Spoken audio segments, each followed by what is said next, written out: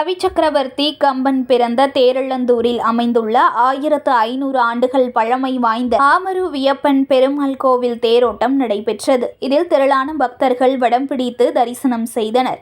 மயிலாடுதுறை மாவட்டம் குத்தாலம் அருகே தேரெழுந்தூரில் பழமை வாய்ந்த செங்கமவல்லி உடனாகிய ஸ்ரீ ஆமரு வியப்பன் பெருமாள் கோவில் அமைந்துள்ளது. உபரிசரவசு என்ற மன்னன் வானில் தேரில் வரும்போது தேரின் நிழல் எதன் மீது பட்டாலும் அது கருகிவிடும்படி வரம் பெற்று இருந்தான். ஒருமுறை அந்த மன்னன் மேலே சென்ற போது தேரின் நிழல் கண்ணனின் மீதும் அவர் மேய்த்து கொண்டிருந்த பசுக்களின் மீதும் பட்டது. இதனால் பசுக்கள் துன்பம் அடைந்தன.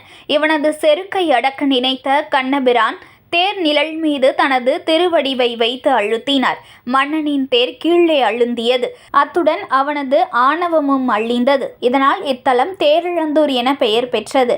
கவி சக்கரவர்த்தி கம்பன் பிறந்த ஊரான இங்கு அமைந்துள்ள இந்த ஆலயம் 1500 ஆண்டுகள் பழமை வாய்ந்ததும் திருமங்கை ஆழ்வாரால் 45 பாசுரங்களால் மங்கள சாசனம் செய்யப்பட்ட 108 திவ்ய தேசங்களில் 10வது திவ்ய தேசமாகும். இக்கோவிலில் மூலவர் ஸ்ரீ தேவாதிராஜன் என்ற பெயரிலும் உற்சவர் ஆமுரவியப்பன் என்ற பெயரிலும் அருள் பாலிக்கின்றனர். புகழ் வாய்ந்த இவ்வாலயத்தின் வைகாசி பிரம்மோற்சவ பெருவிழா கடந்த 11ஆம் தேதி கொடியேற்றத்துடன் தொடங்கி நடைபெற்று வருகிறது.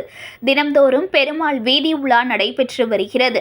விழாவின் முக்கிய நிகழ்ச்சியான திருத்தேரோட்டம் நடைபெற்றது. செங்கமலவல்லி உடனாகிய ஆமரு வியப்பன் பெருமாள் தேரில் எழுந்தருள செய்யப்பட்டு திருமஞ்சனம் நடைபெற்றது.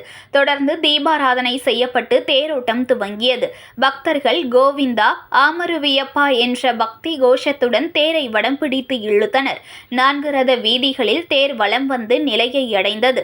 இதில் ஏராளமான பக்தர்கள் கலந்து கொண்டனர். செய்திகளை உடனுக்குடன் தெரிந்து கொள்ள லைக் பண்ணுங்க, ஷேர் பண்ணுங்க, சப்ஸ்கிரைப் பண்ணுங்க, மறக்காம கமெண்ட் பண்ணுங்க.